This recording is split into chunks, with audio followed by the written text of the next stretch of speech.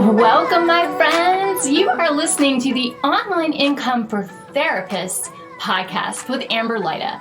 We're here to learn to take the work that we love to do and create a business so that we get to live the life that we want. Living with more freedom, flexibility, and flow, using the passions and the specialties we already have to build a business or businesses online.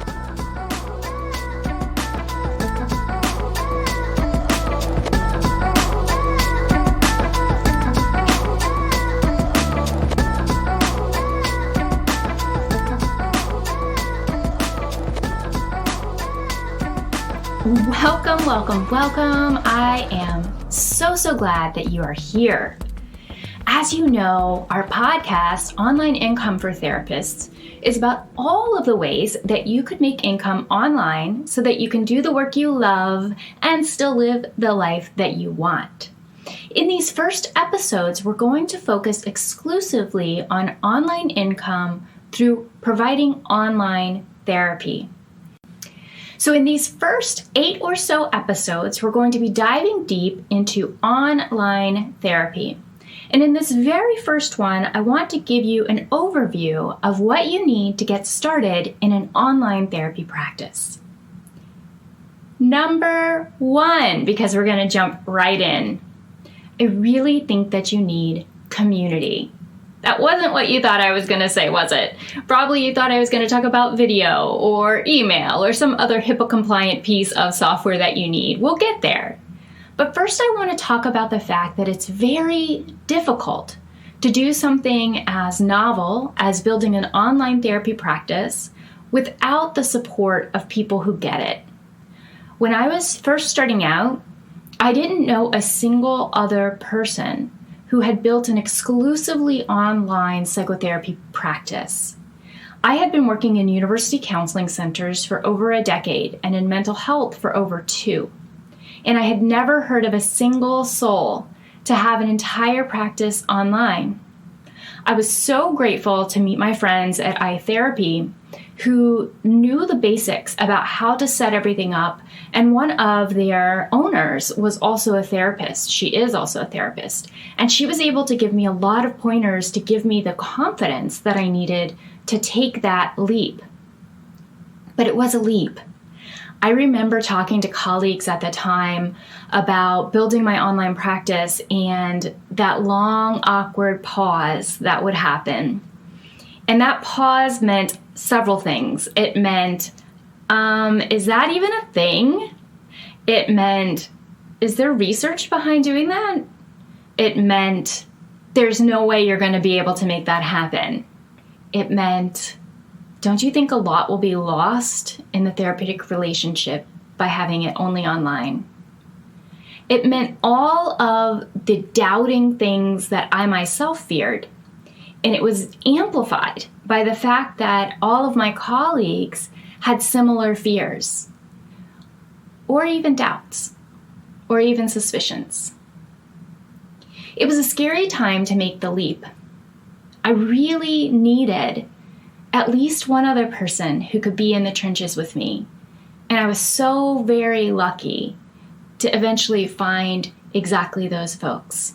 It's why I started the online therapist group, because I know what I needed. I needed people around me who got it. People around me who didn't just reflexively say, oh, well, you can't do that because it's video therapy. Or, oh, those clients should be automatically ruled out because you're doing it online. Or all the things that I'm sure that you guys have heard a million times over. So the very first thing that I recommend you get is community. Be around other people who are doing this and doing it successfully. Not only will it help you to build the confidence that you need to build your business, it'll increase the confidence with which you speak about your business to potential clients and to potential referral sources. And it will give you the chutzpah that you need to be able to talk back to colleagues who don't know anything about what you're doing and maybe pushing back against your courage to do this damn thing. I'm so grateful that we can have the online therapist group, but I also want to give a nod to the fact that there are other Facebook groups out there as well. And so seek your support in lots of places, because not only do you want a broad community, but you want to find your people. So having 2 to 3 people that you can contact and say, hey, I'm really struggling. I don't know what to do about this clinical situation online. Or, hey, my tech keeps glitching. Has this happened to you? You really do benefit from having business besties. I do hope that you might find them in mine or someone else's community, or even start a face-to-face community in your local area or online, right? We have the video software. We can build our community wherever we happen to be. So number 1 is community. Number 2, know thy buttons. Oh man, whatever buttons you have, they're going to get pushed when you're doing something new and challenging, because every phase of our life where we butt up against novelty, we also get to bump up against our buttons. So I know my own buttons. One of them is certainly like, you're messing up and everybody knows it but you. It's a horribly mean button. But I had to be aware that that button comes up for me a lot. So of course it was going to come up here.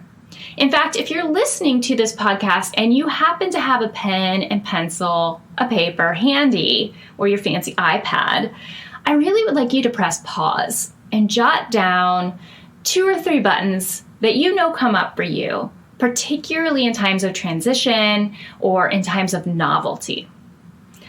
One of my other buttons is not good enough. You know, there's a perfectionizing tendency, and then the other side of that coin is that not only is it not perfect, but it's so bad, it's never going to be good enough.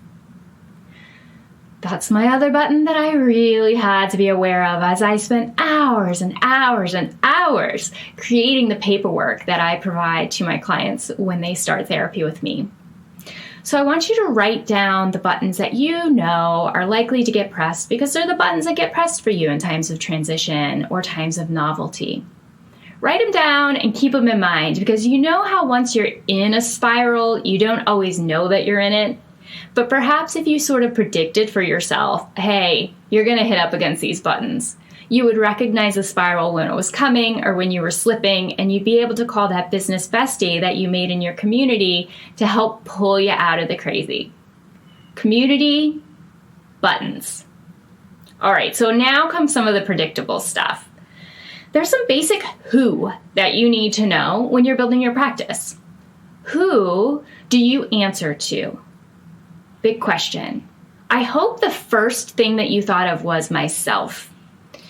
As you're thinking through your policies and procedures and the how-to of running your practice, I want you to have a list of the who.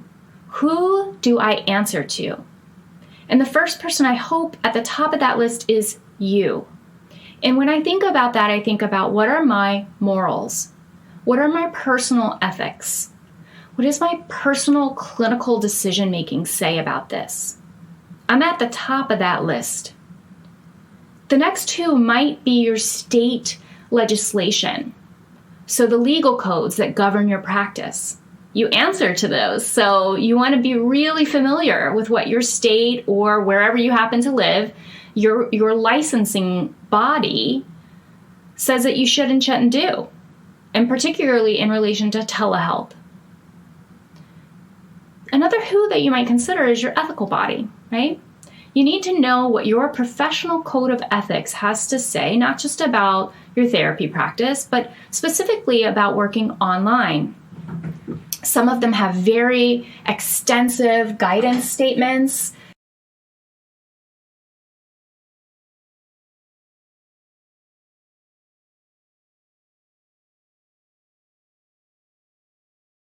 Some of them have actually already built into their code of ethics what they think about not just telehealth, but things that are certainly going to show up in your telehealth, like social media policy and practices.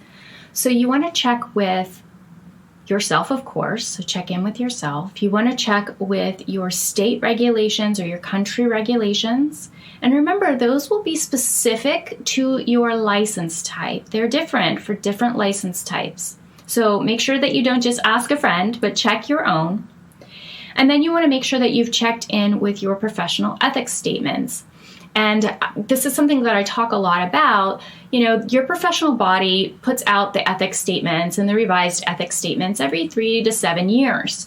And telehealth is moving very, very quickly. So check the ethics statements, but also you want to check for something called guidance statements.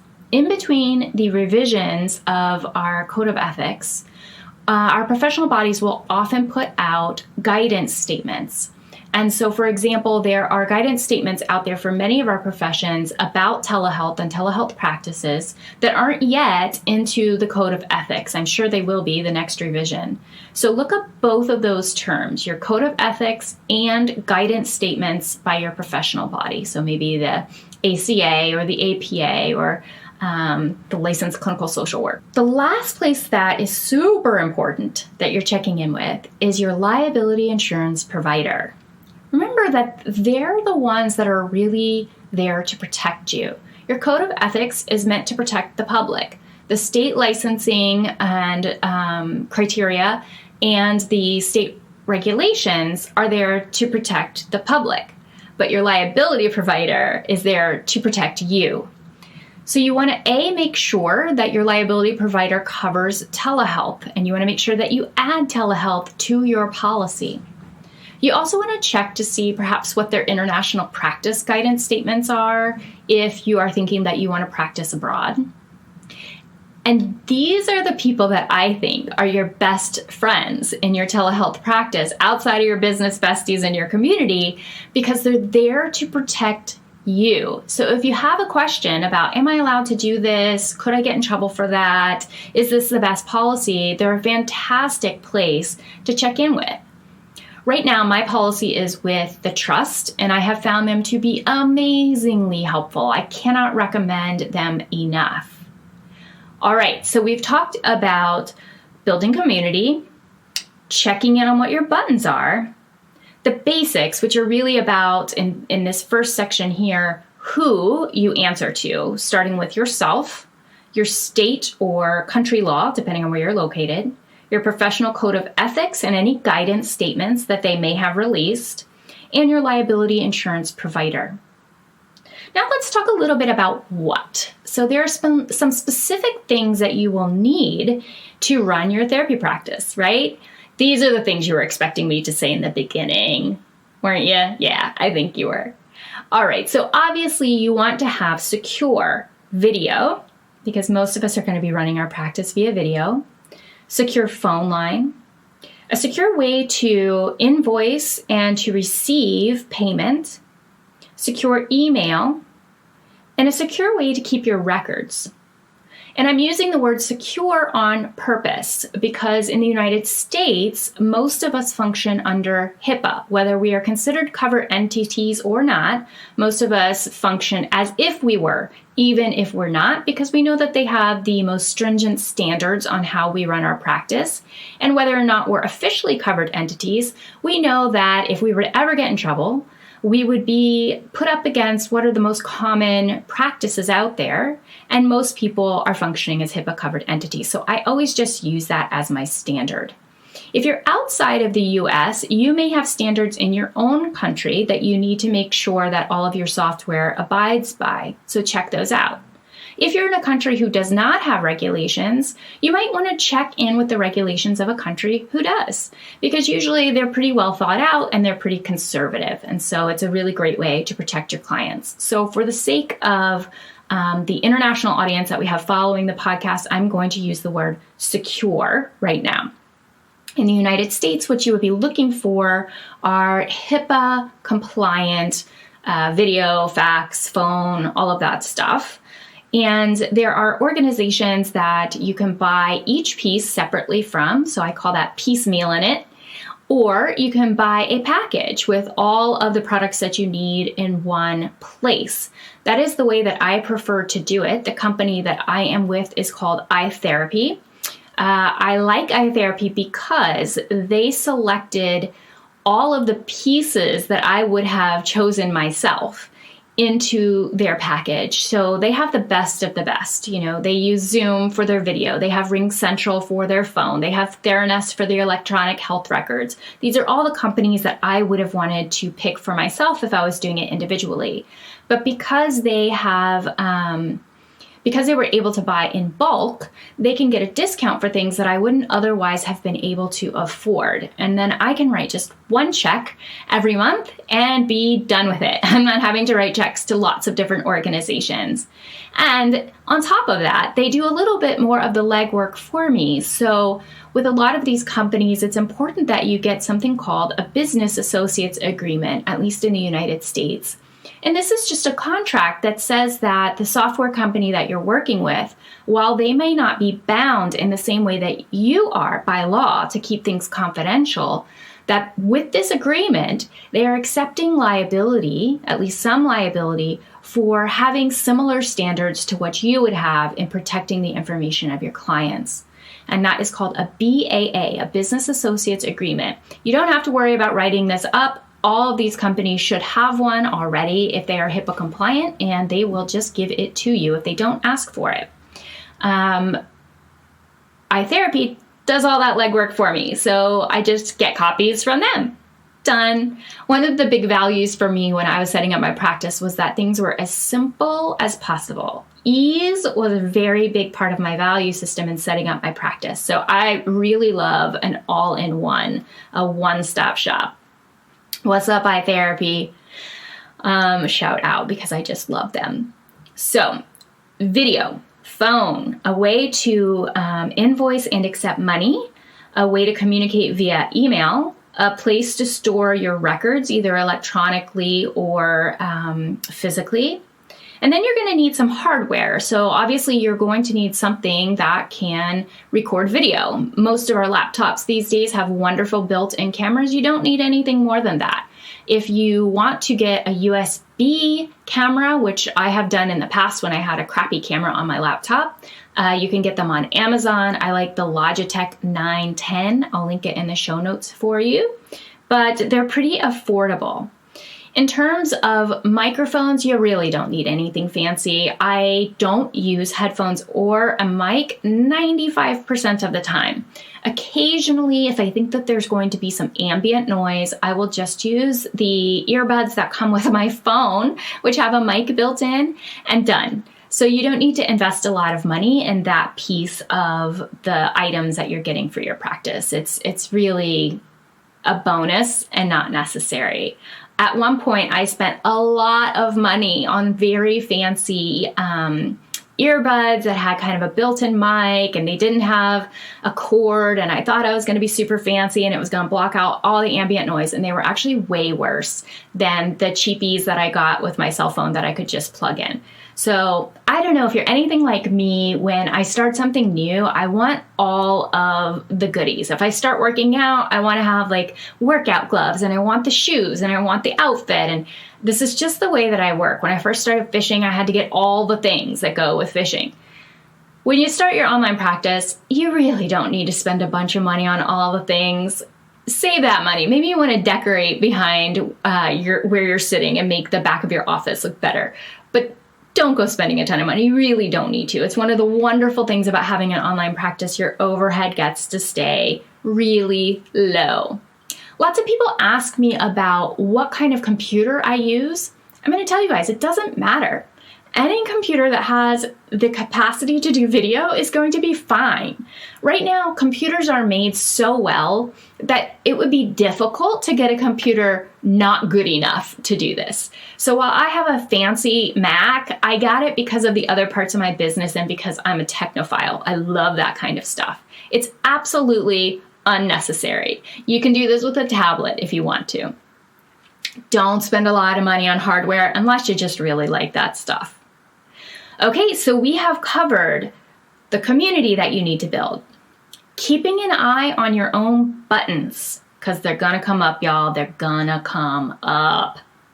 Making sure that you have the basics in place, which is, am I allowed to practice, right? So checking with your state law or your country law, your professional code of ethics, and any guidance statements that they might have released, and checking in with your liability insurance provider. And if you don't have one, get one, and make sure that you have telehealth as part of your policy.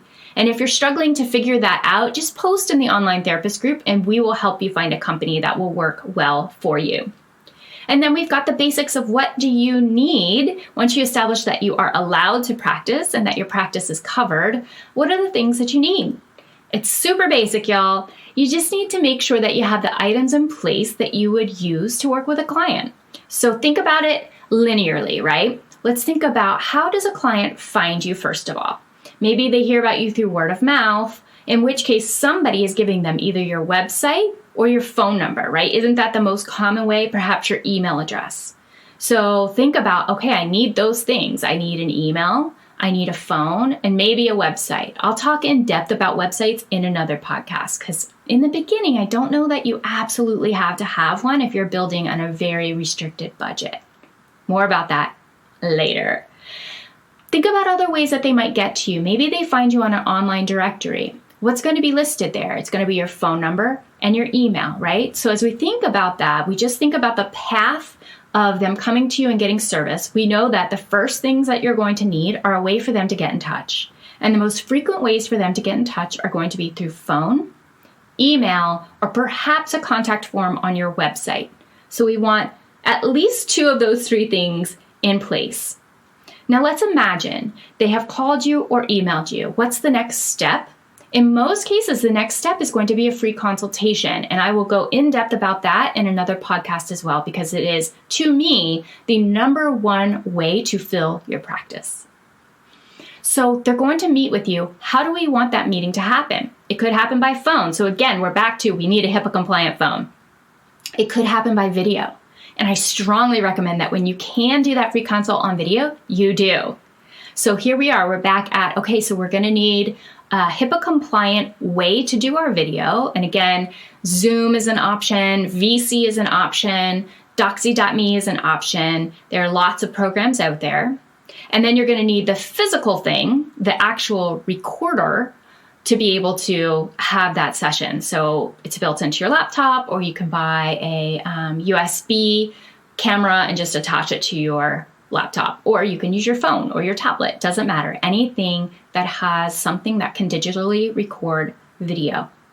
So you meet with them and you do the video. Let's say you do video. You do a video consultation, everything goes great, and now you need to schedule them. So you need a program that will allow you to schedule. I schedule through my video software. So I use Zoom, the HIPAA compliant version of Zoom that I get through iTherapy, and I schedule them using that, and then I export a de-identified version of that to my Google Calendar, and that's where I can sort of see everything that's happening in my schedule. There are lots of ways to do this. Some people do their scheduling through their electronic health record system, which I could do too. Theranest allows for that. But we're just thinking about the component parts here. So if you have Zoom, you can just do what I'm doing and schedule through Zoom and then share it into your Google Calendar or iCal or however you're doing this. Just de-identify it, please. And then what comes next? So you're scheduling them. Maybe you want to accept payment ahead of the session.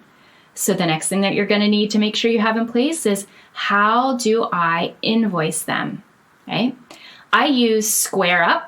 But lots of people use the invoices system through Theranest or Simple Practice, or there are tons and tons of ways to do this. We get into the details of pros and cons of each way in my course step by step, but you can also ask an OTG if you have specific questions about the pros and cons of any of these particular pieces of software that we're talking about.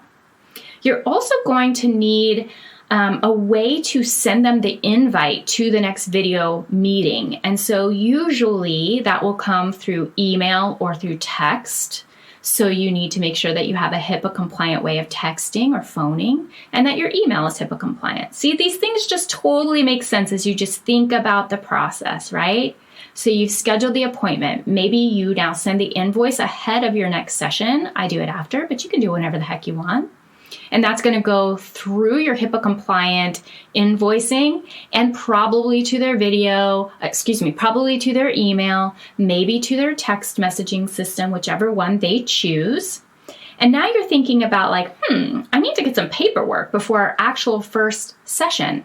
So you're going to need to have your informed consent. And if you need an outline for what that should look like, I have it on my website, amberlida.com.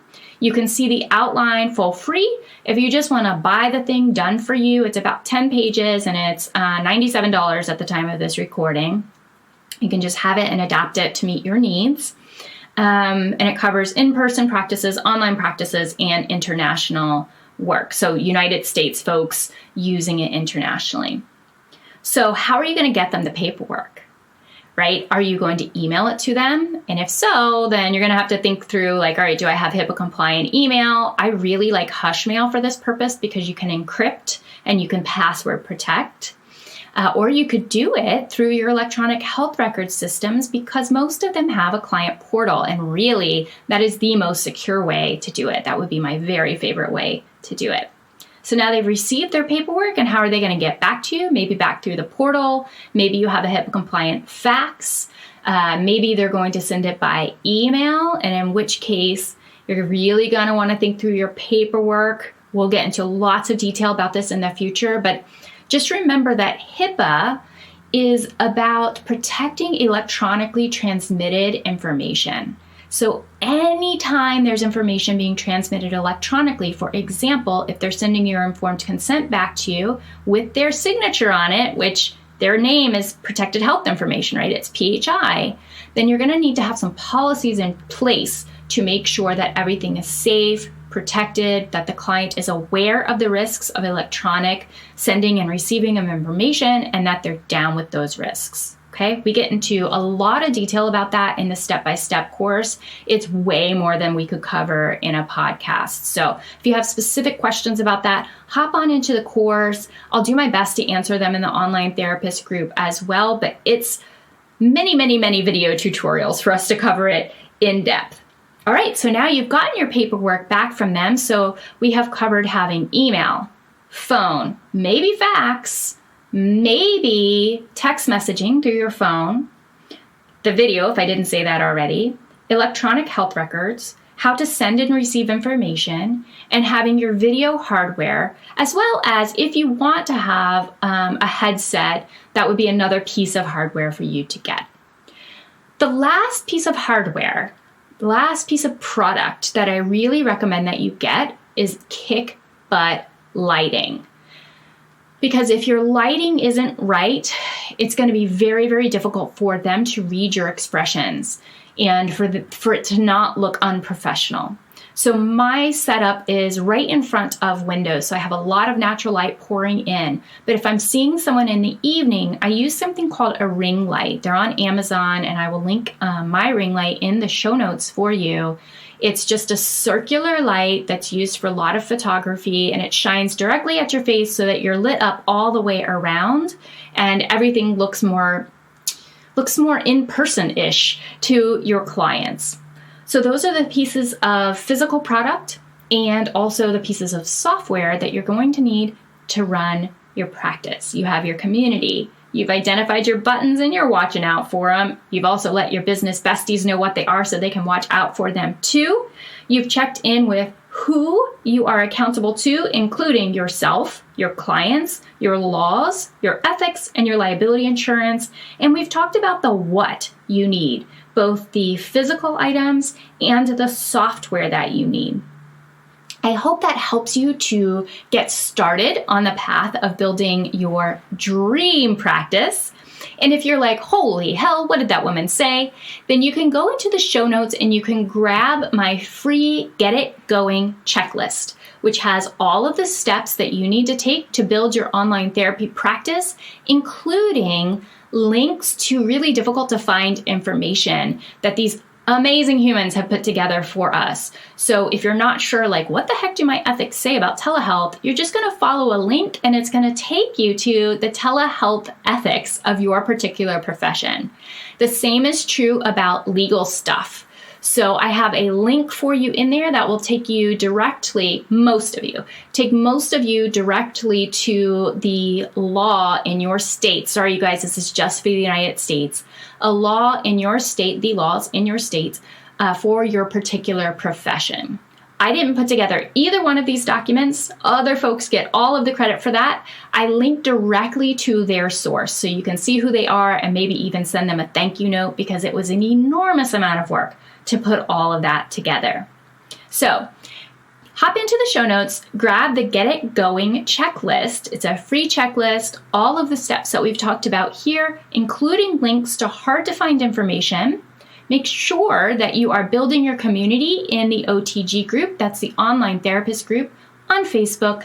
And if you haven't identified people in your local area yet, make sure you make a post in there about where you live and see if you can connect with some folks in your area or maybe across the world in your specialty. But really build those connections. They matter more than you can know.